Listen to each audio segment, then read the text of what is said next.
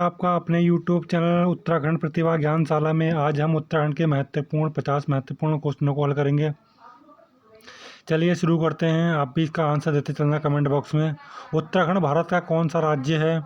कौन सा राज्य है उत्तराखंड भारत का? 27वां राज्य है। अगला प्रश्न है हमारा, देखिए आंसर ये हमारा सी सही है। अगला प्रश्न है हमारा, उत्तराखंड राज्य की स्थापना कब हुई थी?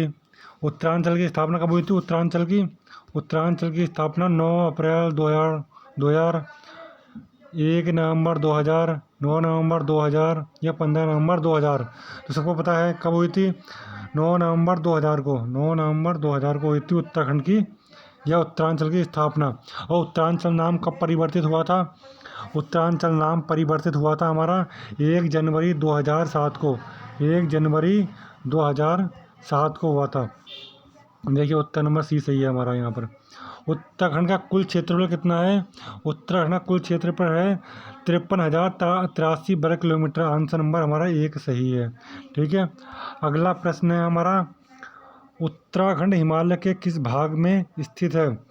तो हमारा यहाँ पर ऑप्शन है हमारे, चलिए आंसर दिख ही गया है आपको, पूर्व मध्य भाग में स्थित है।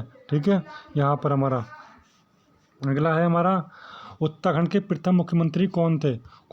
ऑप्शन है हमारे ND तिवारी, भगत सिंह कोश्यारी, नित्यानंद स्वामी या इनमें से कोई नहीं। तो सभी को पता है नित्यानंद स्वामी थे हमारे। ठीक है। अगला प्रश्न है हमारा, उत्तराखंड राज्य का प्रथम राज्यपाल कौन था? उत्तराखंड राज्य का राज्यपाल? अशोक कांसराण, सुरजीत सिंह बरनाला, प्रकाश पंत या अजय विक्रम सिंह। तो सबको पता है कौन था? सुरजीत सिंह बरनाला जी थे हमारे। ठीक है। अगला प्रश्न है, उत्तराखंड हाई कोर्ट के प्रथम चीफ जस्टिस कौन थे? उत्तराखंड के प्रथम chief justice? Justice PC Verma, justice MC Jain, justice A Desai, justice VE Singh त्रिपुर। तो पूछा उत्तराखंड के प्रथम चीफ ऑफ जस्टिस कौन थे? तो जस्टिस कौन थे? ऑप्शन नंबर सी हो जाएगा, जस्टिस ए देसाई। ठीक है, कौन थे? Justice A Desai. ठीक है, हमारा आंसर सी सही हो जाएगा। अगला प्रश्न हमारा, उत्तराखंड गांधी किसे कहा जाता है? सबको पता है इंद्रमणि बडोनी जी को। ठीक है। अगला प्रश्न हमारा, उत्तराखंड के संबंध में प्रथम लिखित उल्लेख मिलता है किसमें मिलता है? ऑप्शन है ऋग्वेद में, सामवेद में, पुराणों में, ब्राह्मण में। तो सबको पता है किसे मिलता है? ऋग्वेद में। ऋग्वेद कर लेना, यहाँ पर क्या है? ऋग्वेद है हमारा। ठीक है। अगला प्रश्न है हमारा, भारतीय राष्ट्रीय आंदोलन के दौरान गांधी जी किस स्थान पर बहुत दिनों तक रुके थे? बहुत दिनों तक नहीं, 12 दिन तक रुके थे। कौन से दिन? कब? कितने दिन तक? 12 दिन तक। तो कहाँ पर रुके थे? कौसानी बागेश्वर में, जहाँ पर उन्होंने अनासक्ति नाम से टीका लिखी थी। ठीक है। अगला प्रश्न है हमारा, राज्य का कितना प्रतिशत भाग पर्वतीय है? तो कितना है पर्वतीय? सबको पता है 86.7। ठीक है, कितना है? 86.7। अगला है हमारा, उत्तराखंड में कुल कितने जिले हैं? सबको पता है उत्तराखंड में कितने जिले हैं? 13 जिले हैं।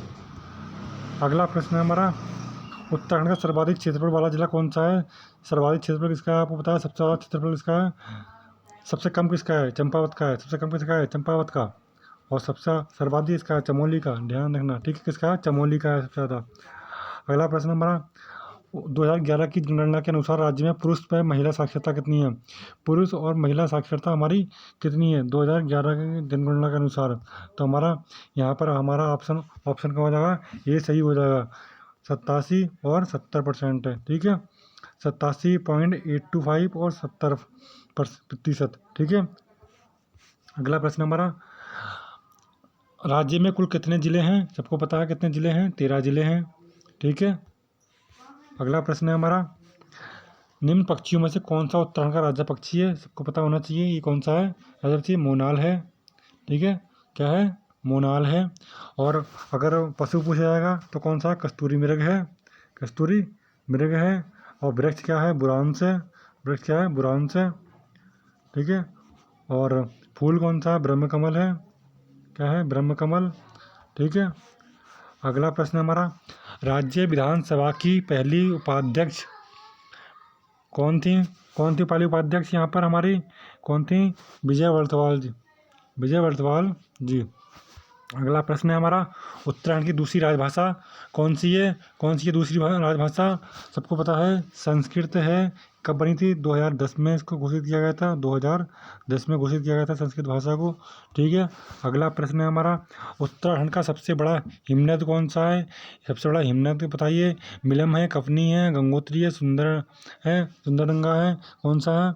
हमारा ऑप्शन नंबर यहाँ पर गंगोत्री ठीक हो जाएगा। कहाँ पर है? गंगोत्री उत्तरकाशी में है। ठीक है। अगला प्रश्न है, उत्तराखंड के सर्वाधिक व सबसे कम क्षेत्रफल वाले जिले कौन से हैं? उत्तराखंड के सर्वाधिक और सबसे कम क्षेत्रफल किसका है? अभी मैंने बताया था चंपावत का सबसे कम है। क्या है? चंपावत का सबसे कम है, चंपावत का, और चमोली का सबसे अधिक है। चलिए अगला प्रश्न है हमारा यहाँ पर, उत्तराखंड का राज्य पुष्प है कौन सा है? अभी बताया था मैंने राज्य पुष्प कौन सा है? बुरांश है। राज्य के पुष्प क्या है? बुरांश है। और हमारा फूल कौन सा है? ब्रह्मकमल है, राजकीय ब्रह्मकमल। ठीक है। और हमारा यहाँ पर बुरांश है, यहाँ पर सॉरी, यहाँ उत्तराखंड राज्य पुष्प पूछा है, तो पुष्प कौन सा है? पुष्प हमारा कौन सा हो जाएगा? ब्रह्मकमल हो जाएगा। पुष्प कौन सा है? ब्रह्मकमल। वृक्ष कौन सा है? बुरांश है। ठीक है। अगला प्रश्न यहाँ पर हमारा, किस तिथि को राज्य का नाम उत्तरांचल से उत्तराखंड कर दिया गया था? अभी बताया था कब गया था, कब क्या गया था? 1 जनवरी 2007 को, 1 जनवरी 2007 को, 2007 को किया गया था। ठीक है। अगला प्रश्न हमारा, उत्तराखंड में एक ग्राम सभा की स्थापना की जाती है, किससे की जाती है? राज्य सरकार द्वारा। उत्तरांचल में एक ग्राम सभा की स्थापना की जाती है, किसके? मंडल के आयोग द्वारा, जनपद के न्यायाधीश द्वारा, जिला पंचायत द्वारा, या राज्य सरकार द्वारा? तो राज्य सरकार गठित करती है, तभी तो चुनाव होते हैं। तो यहाँ पर डी सही है हमारा। राज्य के कितने नगरों में नगर निगम है? कितने में है नगर निगम वर्तमान में कितने में है? 9 में हो गया। अब कौन सा है? 9 में, 9 नगर निगम हो गए हमारे, पहले कितने थे? 6 थे। यहाँ पर हमारा जो आंसर दे रखा है ऑप्शन गलत दे रखा है। यहाँ कौन सा हो जाएगा हमारा? ऑप्शन नंबर डी सही हो जाएगा, ऑप्शन नंबर डी सही हो जाएगा। ठीक है। अगला प्रश्न है हमारा, अस्कोट वन्य सेंचुरी कहाँ पर है? अस्कोट वन्य जीव विहार कहाँ पर है? यहाँ पर है पिथौरागढ़ में। इसकी स्थापना कब हुई थी? 1986 में। कब? 1986 में। अस्कोट में कस्तूरी मृग अनुसंधान है ये। ठीक है। अस्कोट, इसकी स्थापना 1986 में हुई थी पिथौरागढ़ में। ठीक है। हमारा अगला प्रश्न है, उत्तराखंड किस हिल स्टेशन को पहाड़ों की रानी कहा जाता है? किसे कहा जाता है? ऑप्शन है मसूरी को, नैनीताल को, कौसानी को, रुद्रप्रयाग को। तो यहाँ पर सबको पता है मसूरी में है। प्रश्न तो आपको सरल लगते होंगे, लेकिन प्रैक्टिस के पॉइंट ऑफ व्यू से अच्छे हैं, इसलिए आप उनको प्रैक्टिस करके चलते रहना और कमेंट में इसका आंसर देते रहना। अगला प्रश्न है हमारा, राज्य में कुल कितने राष्ट्रीय राजमार्ग हैं? कितने राष्ट्रीय राजमार्ग हैं? वर्तमान में तो वैसे 2011 की जनगणना के अनुसार कितने थे? 14 थे, वर्तमान में बढ़ गए हैं। ठीक है। आपको 14 याद रखना है अभी। अगला प्रश्न है हमारा, कौन मंदिर 12 ज्योतिर्लिंगों में सम्मिलित है? कौन है? यहाँ पर हमारा आंसर हो जाएगा 12 ज्योतिर्लिंगों में कौन है? भागनाथ, तुंगनाथ, कल्पेशनाथ, या कौन सा? या रुद्रनाथ। भागनाथ, तुंगनाथ, कल्पेशनाथ, या कौन सा पूछा है? 12 ज्योतिर्लिंग में से है, केदारनाथ होगा। ठीक है। यहाँ पर केदारनाथ होगा, या बद्रीनाथ होगा, सॉरी बद्रीनाथ होगा। यहाँ पर कौन सा? बद्रीनाथ है, बद्रीनाथ है, ध्यान रखना बद्रीनाथ। अगला प्रश्न है हमारा, अगर कोई प्रश्न गलत हो जाता है तो आप इसका उत्तर कमेंट बॉक्स में दे सकते हैं। उत्तराखंड के चारों धाम गंगोत्री, यमुनोत्री, बद्रीनाथ, केदारनाथ किन जिलों में समूह में हैं? तो केदारनाथ कहाँ पर है? केदारनाथ रुद्रप्रयाग में। कहाँ? केदारनाथ कहाँ है? रुद्रप्रयाग में। गंगोत्री, यमुनोत्री किस में है? उत्तरकाशी में। बद्रीनाथ कहाँ है? बद्रीनाथ चमोली में। सबको पता होना चाहिए। ऑप्शन नंबर हमारा यहाँ पर कौन सी होगा? सी सही हो जाएगा। उत्तरकाशी में, रुद्रप्रयाग में, चमोली में, अभी मैंने जो बताए थे। ठीक है। ध्यान रखना। अगला प्रश्न है हमारा, राज्य के चारों धामों में सर्वाधिक ऊंचाई पर स्थित कौन सा है? बद्रीनाथ, गणेश प्रयाग, गंगोत्री, यमुनोत्री। सबसे ऊंचाई पर पूछा है, तो यहाँ पर गणेश प्रयाग राज्य के चारों धामों में सर्वाधिक ऊंचाई पर स्थित है, तो कौन सा है? बद्रीनाथ, गणेश प्रयाग, बद्रीनाथ। यह ऑप्शन थोड़ा गलत हो गया, ऑप्शन नंबर यहाँ पे बी होगा। सबसे ऊंचाई पर यहाँ पर कौन सा है? राज्य के चारों धामों में सर्वाधिक ऊंचाई पर कौन सा है? तुंगनाथ है। कौन सा है? तुंगनाथ। तुंगनाथ याद रखना, मंदिर है वो, सबसे ऊंचाई मंदिर कौन सा है? तुंगनाथ। और ठीक है, यहाँ पर कौन सा है? तुंगनाथ याद रखना, मंदिर कर लेना यहाँ पर। कौन सा है? मंदिर कर लेना, सर्वाधिक ऊंचाई पर स्थित मंदिर कर लेना यहाँ, मंदिर। मंदिर कौन सा है? तुंगनाथ है। ठीक है, अगला प्रश्न हमारा, राज्य में सर्वाधिक ऊंचाई पर स्थित मंदिर कौन सा है? यहाँ पर देखिए वही प्रश्न रिपीट है, यहाँ पर तुंगनाथ है। अगला प्रश्न है हमारा, निम्न में से किस पर्वतीय स्थल को पहाड़ों की रानी कहा जाता है? पहाड़ों की रानी किसे कहा जाता है? सबको पता है यहाँ पर, रानीखेत, चक्राता, नैनीताल, इनमें से कोई नहीं। तो कौन सी है? पहाड़ों की रानी नहीं, पहाड़ों का राजा पूछा जाता है। पहाड़ों की रानी किसे कहा जाता है? मसूरी को। मसूरी को कहा जाता है पहाड़ों की रानी, मसूरी को। मगर यहाँ पर ऑप्शन में है ही नहीं मसूरी, तो यह क्या क्या पूछा है? यहाँ पहाड़ों का राजा कर लेना। पहाड़ों का राजा किसे कहा जाता है? चक्राता को कहा जाता है। किसे? चक्राता को। ऑप्शन नंबर बी हो जाएगा। पहाड़ों का राजा किसे कहा जाता है? चक्राता को। कैसे? चक्राता को। ठीक है, पहाड़ों की रानी किसे कहा जाता है? मसूरी को। किसे? मसूरी को। उत्तरकाशी का प्राचीन नाम क्या है? उत्तरकाशी का सौम्य का प्राचीन नाम क्या है? बाड़ाहाट। बाड़ाहाट को ही उत्तरकाशी कहते हैं। इसे सौम्य काशी भी कहते हैं। क्या कहते हैं? प्राचीन काल में इसे सौम्य काशी के नाम से जाना जाता था। तो अगला प्रश्न हमारा, राज्य का सर्वाधिक क्षेत्रफल वाला वन्य जीव विहार कौन सा है? तो गोविंद वन्य जीव विहार, केदारनाथ वन्य जीव विहार, अस्कोट वन्य जीव विहार, सोना नदी वन्य जीव विहार।